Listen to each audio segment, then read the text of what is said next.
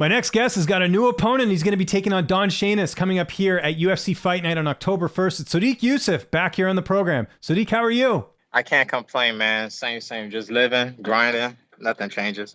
For sure. Glad to see you're still on this card, man. I know, obviously, you had the big fight against Giga Chikadze. He is out of the fight. When did you find out about that, and how soon did they find the replacement?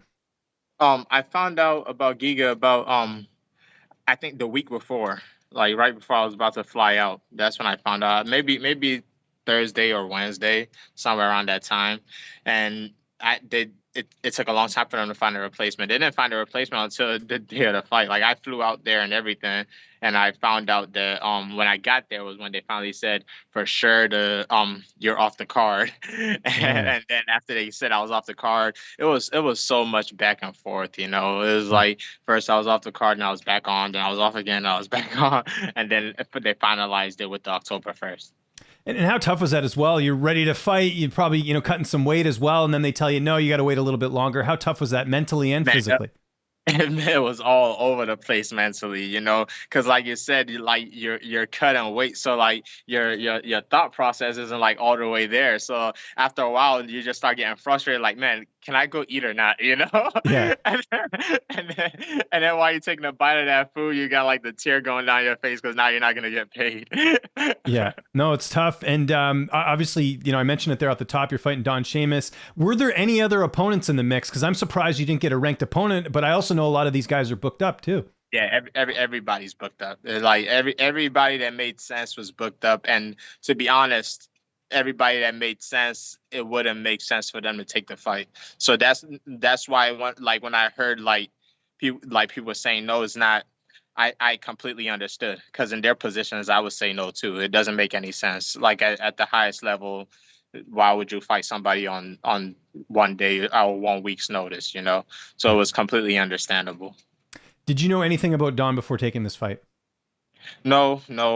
When they told me on that Friday, they told me on Thursday.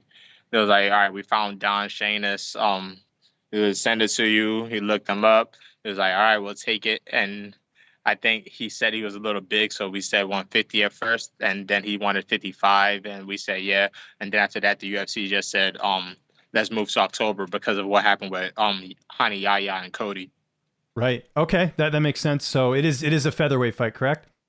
I think so. Yes. Okay. So. Yes. Yeah, I was going to say you should probably know that. That's kind of an important thing. I'm gonna cut to featherweight. He's like, no, dude, you're fighting at 170. Well, you remember that happened with well, I don't know, the weight thing didn't happen. Do you remember when Yoel Romero fought Phil Davis? I think he thought it was a 5-round fight instead of a 3-round fight. Did you know that? Yeah. That at least that's not as bad because if you got prepared for 5 rounds, now it's 3. I understand, like maybe you wanted to get your opponent a little bit tired, but showing up at a whole different weight class, that might be the biggest blunder of the century right there. Yeah. Although we've had fighters miss weight by a lot too, which is interesting. So now that you've had a chance to look him up, how do you feel like you match up against him in this matchup? Pretty good. You know, he's more of a he's very awkward striker, but he likes to grapple mostly. You know, he's looking for the takedown all the time. You know, that's kind of I've been getting ready for matchups like that for a long time. You know, it's not. To be honest, at this point in my career, I got to be ready to fight anybody, no matter what the style is. You know, that's why I was confident in taking a fight. Training camp, who have been some of the main guys helping you get ready for this fight? We have a lot of local guys in the DMV. My boy Troy, my boy Gary is like a lot of good Muay Thai. Remember, I was fighting Giga, so That's right, yeah. there's no it wasn't a lot of grapplers, but the gym that I'm from, you know, is world class, world champions all the time. So the grapplers are always on the side, and I'm always grappling. But we were mostly focused on kickboxing the whole camp, and then in 2 weeks we had to change it back to grappling. So all that really changes me going back to training with my regular teammates, you know. How key are those up and comers in the gym too, just to give you that extra push and give you a different look as well? Oh yeah, no, that's a fact, man. It's even like beyond the up and comers, like I really look up to a lot of my teammates that are sports specific, you know, like some of the guys that are doing specifically grappling, specifically striking, you know, because a lot of them are really, really accomplished in their leagues, you know. A lot of people don't I feel like sometimes my team don't get the credit it deserves for how good our grappling really is, but it is what it is. You got to ask, how's the weight cut? You kind of cut weight a couple weeks ago, and now you got to cut it again next week. Yeah, right. It's topsy-turvy, but right now it's pretty good. I'm kind of back to what I was before I flew out to Vegas last time. So fingers crossed everything will go as smoothly as it was, If this weight cut goes as smoothly as all my other weight cuts, me and my nutritionist are gonna get in a fight, because that means ever since I've been cutting weight, I could have picked out like one good day. Yeah, exactly. And That's then true. get Yeah. back to normal. Yeah. Because when they called off the fight, I cried in some bowls of ice cream and and some food. I ate a little bit, but then after that day, I was right back to it. So this weight cut is as easy as all the other ones. I was like, so you tell me I could have been eating. Yeah. Yeah. I could Exactly. have one day to eat. Fingers crossed. I hope I ain't jinx myself. But yeah, everything should be all good. Cool. And who's going to be in your corner for this fight? Same people, Lloyd Irvin. Garrett's relatively new. This is, I think, our third. No, this might be the first time Garrett's been in my corner, but he's been training me for a while. I've had a lot of good wrestling coaches, but I really really like the stuff that he brings, man. He's very open and creative, So he's helped wrestling click a lot better to me, man. He makes wrestling a lot more fun than it used to be, and I'm bang, and this is, I think, my second fight where I'm bang in my corner. Good stuff, man. And how's this fight playing out on October 1st? How do you see it going down?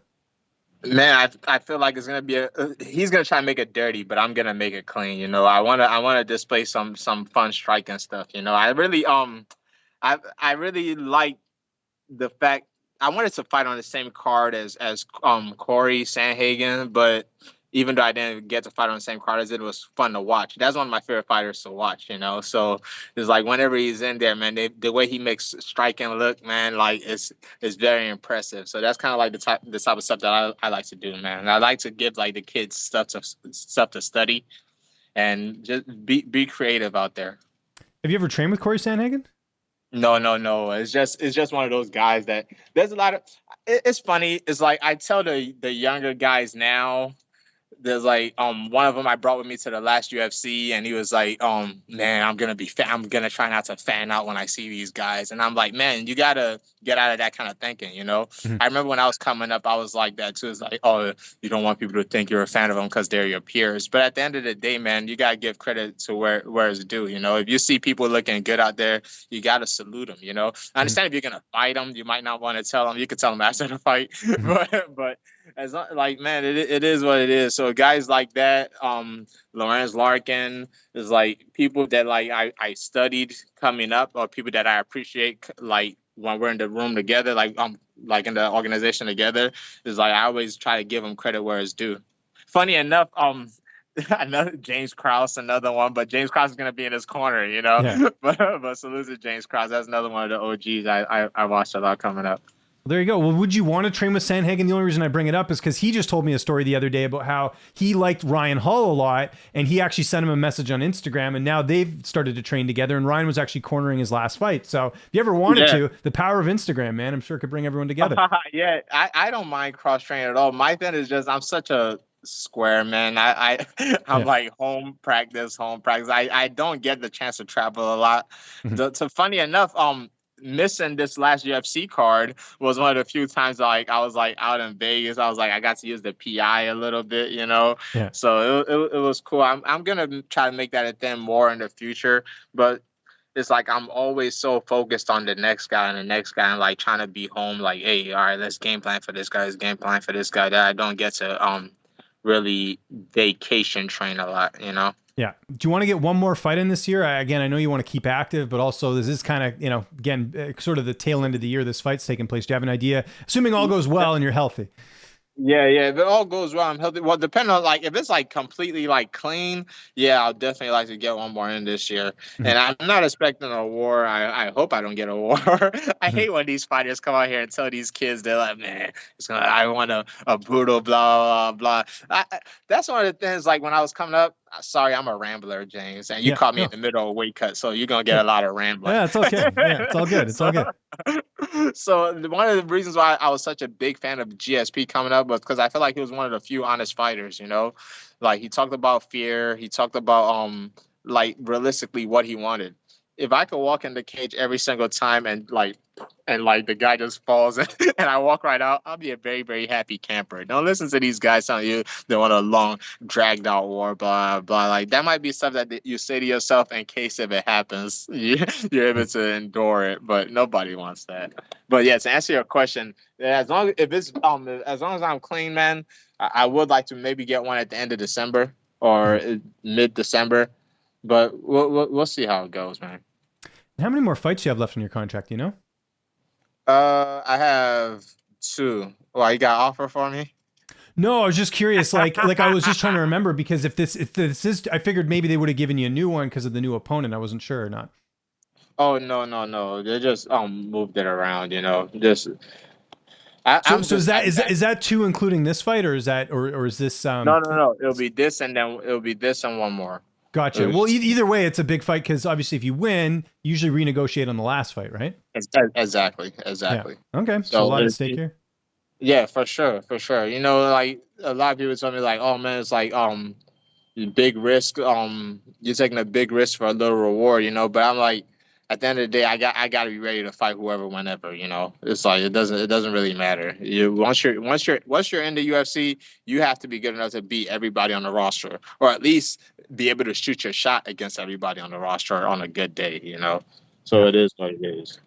Sodiq, glad to see you're still on this card, man. Really excited to see you back in action. It's October 1st, UFC Fight Night. If there's anyone you'd like to thank, any sponsors, any social media you want to plug, I'll give you the last word. Man, all my social media is the same thing. Super Sadiq, man. Instagram, TikTok, Twitter, everybody, and the same people I always show love to, man. Just my family and the people that matter. And family doesn't only mean blood. You know who you are if you're part of my family, and you know who you're not if you are in my family. Yeah, there you go.